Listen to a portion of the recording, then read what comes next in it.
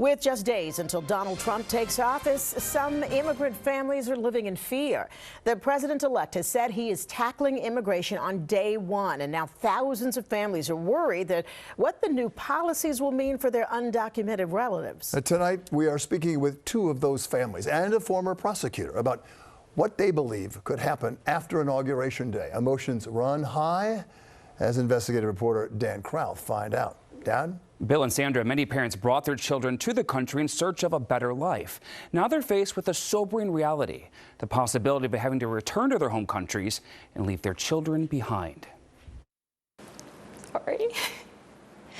Unlike most other people her age, Dubrovka has lived in fear for years. You couldn't walk down the street without the threat of getting robbed or even kidnapped. Kill and kidnap. Yes. Yes. A daily basis. Daily basis. And every day it was getting worse and worse. That's why her family fled her home country of Ecuador 3 years ago. The 20-year-old college student now has a new fear.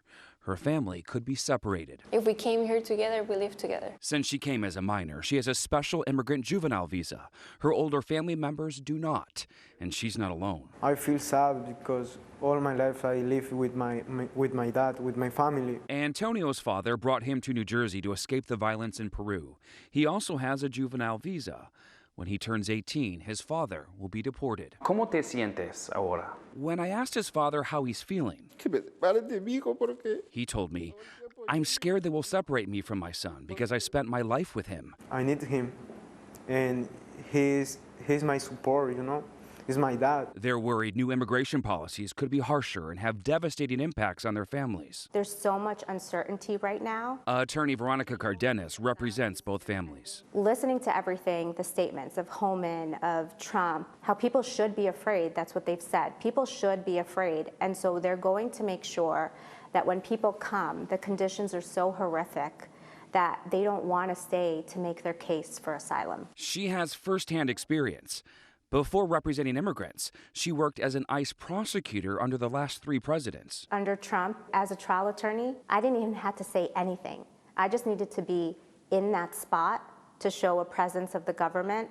The law was already written. Their cases were decided before they even sat before the judge and made their pleas. She believes more people will be detained and turned away at the border, and pending and new cases will move more quickly, with judges having less discretion to make decisions. What do you have to say to the people who think, hey, my ancestors came here through a documented process and everyone else should as well?